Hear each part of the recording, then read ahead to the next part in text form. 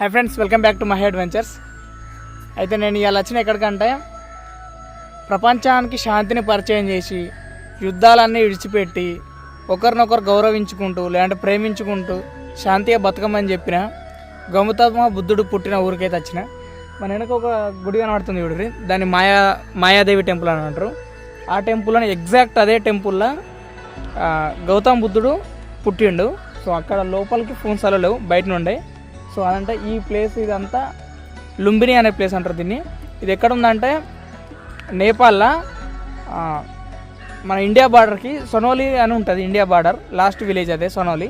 అక్కడ నుండి ఒక 30 కిలోమీటర్ దూరంలో ఉంటుంది. అంటే ఇండియాకి జస్ట్ 30 కిలోమీటర్ దూరం ఇది ఈ లుంబిని అనే ప్లేసు. ఇక్కడ ఆ టెంపుల్ ఉందా, ఎగ్జాక్ట్ అదే టెంపుల్లో గౌతమ బుద్ధుడు పుట్టిండు. ఇక చూడది ఇవి కట్టడాలన్నీ అప్పటి. అంటే గౌతమ బుద్ధుడు ఏం లేదన్నా ఎప్పుడంటే బిఫోర్ కామన్ ఎరా 567 అనుకుంటా, 567 576 పుట్టిండు ఆయన. ఎగ్జాక్ట్ నాకు గుర్తులేదు, నేను మీకు స్క్రీన్ పిన్ ఇస్తా చూడరి. అప్పటి నుండి ఇది ఇప్పటి వరకు ఇలానే ఉంది. అంటే 2600 సంవత్సరాలు అవుతుంది మినిమం ఏం లేదన్నా. అప్పుడు జన్మించాడు గౌతమ బుద్ధుడు.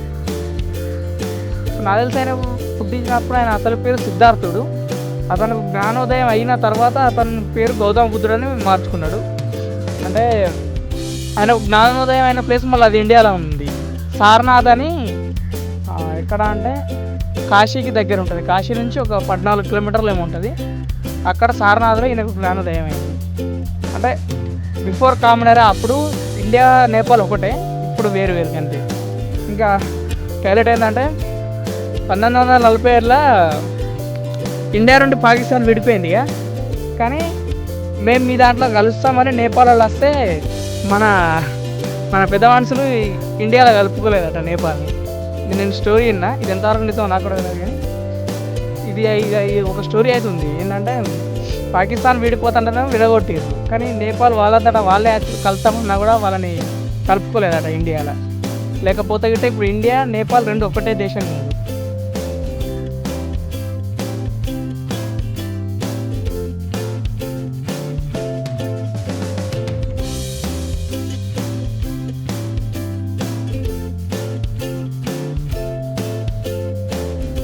ఇక్కడ ఉన్నాయి చూడరి, ఇవన్నీ టిబెట్ ఫ్లాగ్స్. ఈ బౌద్ధం పుట్టిందేమో నేపాల్లో. అంటే అప్పుడు నేపాల్ కూడా ఇండియాలో ఉంది. ప్రస్తుతానికి అయితే ఇది నేపాల్ కాబట్టి నేపాల్ అనుకుందాం. కానీ వీళ్ళు ఫాలో అయ్యే కల్చర్ మొత్తం టిబెట్ కల్చర్. మరి ఇది ఎందుకంటే నాకు కూడా తెలియదు, మీకు తెలితే కూడా నాకు చెప్పారు. సో ఇక్కడ వీళ్ళు థాయిలాండ్ అనుకుంటా. వీళ్ళు ఇక్కడ ప్రార్థన చేస్తారు. వీళ్ళు ఏం ప్రార్థన చేస్తారో నాకు అర్థం కాలే. ఆ లేదా భాష దూరం కూడా స్పీడ్ అయ్యారు. ఆ స్పీడ్ నేను అందుకోలేకపోయినా. సరే దీని అయితే పోయి ఎక్స్ప్లోర్ చేద్దాం పారి. ఇక్కడ ముందటున్న ఇట్లా ఇటుకలతో కట్టినట్టు ఉన్నాయి చూడరు, అవి ఇటుకలు కాదు బండలు. ఆ బండలన్నీ ఇప్పటికి కాదు, అవి ఒక్కొక్కటి. అంటే అవి ఒకప్పుడు బౌద్ధ స్తూపాలు అన్నట్టు, ఇప్పుడు ఇట్లా అయిపోయినాయి. కానీ అప్పట్లో అవి బౌద్ధ స్తూపాలు. ఈ బౌద్ధ స్తూపాలు ఎంత పాతాయి అంటే ఒక్కోటి 1 BCE 2 BCE, కొన్నేమో 1C 2C. అంటే సిఈ అంటేనేమో కామన్ ఎరా. అంటే కామన్ ఎరా ఎప్పటి నుంచి స్టార్ట్ అయింది, 0 నుంచి. ఇప్పుడేమో 2025. బీసీ అంటే బిఫోర్ కామన్ ఎరా. అంటే ఈ 2025 కన్నా ముందు. అంటే 2 BCE అంటేనేమో 2025 ప్లస్ 200 సంవత్సరాల పురాతనమైంది. అంటే 2225 సంవత్సరాల పురాతనమైన బౌద్ధ స్తూపాలు ఇవి. అంటే అన్ని కాదు, కొన్నేమో 1500 సంవత్సరాలు, కొన్ని 1700 సంవత్సరాలు, కొన్ని 2000 సంవత్సరాల పురాతనమైన బౌద్ధ స్తూపాలు కూడా ఉన్నాయి ఇక్కడ. ఇంకేలో వేరే దేశపోళ్ళు ఉన్నారు. వీళ్ళు ఘోరంగా మెడిటేషన్ చేస్తారు. మీరు కూడా మెడిటేషన్ చేయరు, కాన్సన్ట్రేషన్ ఫుల్ పెరుగుద్ది.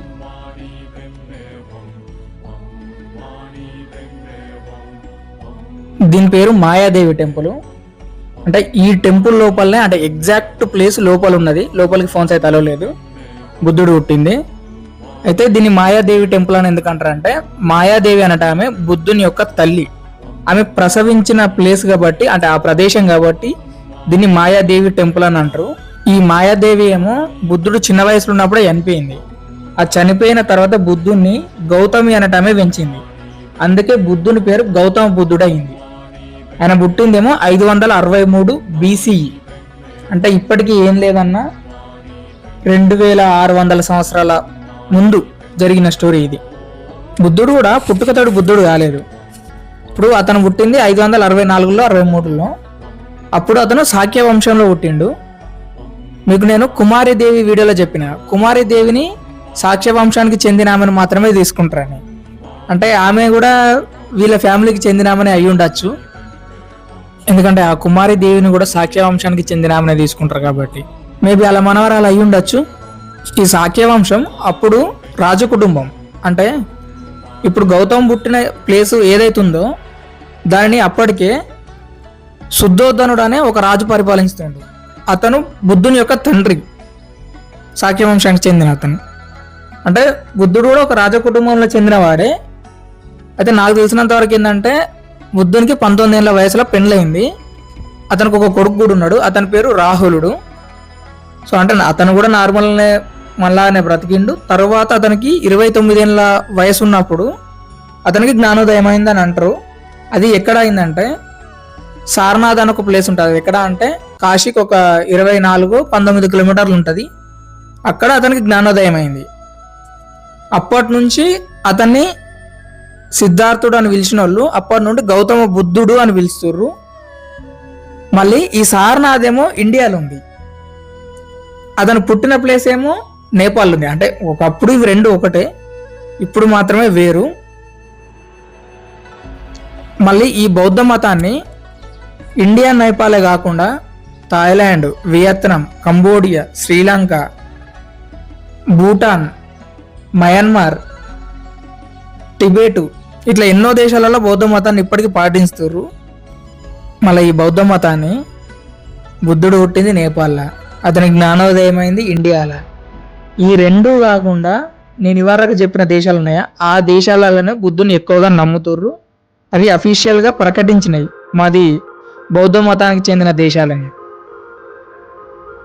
కానీ మరి ఇండియా నేపాల్లో ఎందుకు ఇట్లనో నాకు తెలీదు, ఎవరి ఇష్టం వాళ్ళది. ఇండియా ఉన్న నేపాలు లౌకిక దేశాలు. ఇప్పుడంటే బౌద్ధ మతం అనేది ఇండియాలో చాలా తక్కువ ఉంది, కానీ ఒకప్పుడు అంటే గుప్తుల సామ్రాజ్యం, మౌర్యుల సామ్రాజ్యం, మళ్ళీ శాతవాహనుల కాలంలో కూడా బాగా అంటే బాగుండే ఇండియాలో. ఇప్పుడే ఇక తక్కువ అయిపోయింది. మళ్ళీ ఈ ప్లేస్ ఉంది చూడరు, ఈ లుంబినిని దీన్ని డెవలప్ చేసిన దాంట్లో ముఖ్యమైన దాంట్లో ఒక వ్యక్తి ఎవరంటే డాక్టర్ బిఆర్ అంబేద్కర్. నాకు అది ఇక్కడికి అయిన తర్వాతనే నాకు తెలిసింది. నాకు ఇక్కడికి అయినాక ఒక అతను చెప్పిండు. సో దానికి సంబంధించిన ఒక ఫోటో కూడా మీకు చూపిస్తా చూడర్రి. సో అప్పుడు దీన్ని తర్వాతగా వరల్డ్ హెరిటేజ్ సైట్ గుర్తించారట ఈ ఏమంటారు ఈ లుంబినిని. ఇప్పుడు ఇవన్నీ ఉన్నాయి చూడర్రి, అదొకటి లుంబిని మెయిన్ ప్లేస్. మిగిలిన అన్ని మానస్ట్రీలు. ఈ మానస్ట్రీలు ఏంటి అంటే ఒక్కొక్క మానస్ట్రీ ఒక్కొక్క దేశానికి చెందింది. వీళ్ళు ఇట్లా ఎందుకు కట్టుకున్నారో మరి నాకు అర్థం కాలే, కానీ మంచిగా ఉన్నాయి చూడనీకైతే. మీకు ఓపుకుంటే అన్ని తిరుగుర్రి. మనం బుద్ధుల నుంచి కానీ బౌద్ధ మతం నుంచి కూడా చాలా విషయాలు నేర్చుకోవచ్చు. నేను కూడా నేర్చుకున్నా. వీలైతే మీరు కూడా నేర్చుకోనికి ప్రయత్నించుర్రి.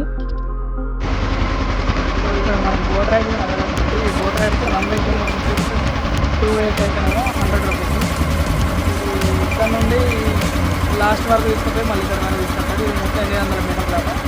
800 మీటర్లకి ఫోన్ రాని కలిపి 100 రూపాయలు. ఒకటే 1 వే పోతే 50 రూపాయలు బాగుంది.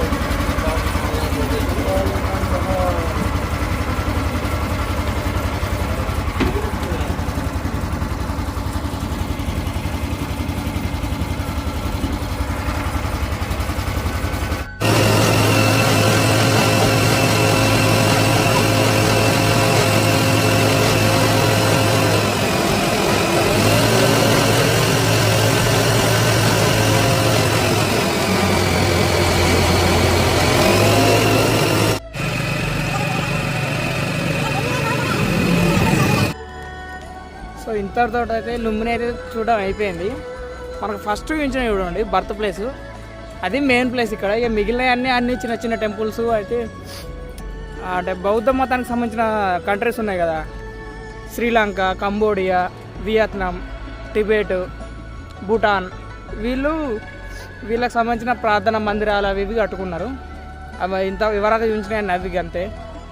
సో మెయిన్ టెంపులే అంతే మనకు మెయిన్. మిగిలిన అది ఆప్షనల్ చూస్తే చూడండి, లేకపోతే లేదు, అది మీ టైంని బట్టి ఉంటుంది.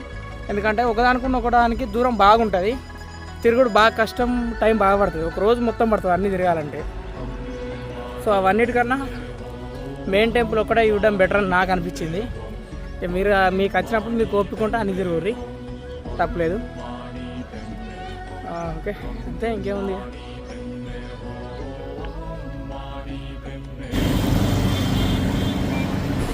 మొత్తానికి మళ్ళీ వారం తర్వాత స్వదేశానికి తిరిగి వచ్చాను. और माय फ्रेंड कहाँ से? హైదరాబాద్. हैदराबाद. हैप्पी हैप्पी वो अवेसी भाईजान. మళ్ళా త్వరలో ఏదో ఒక మళ్ళా కొత్త ఇంటర్నేషనల్ ట్రిప్ తోటి ముందుకు రావాలని కోరుకుంటూ ఇంతటితో బాయ్.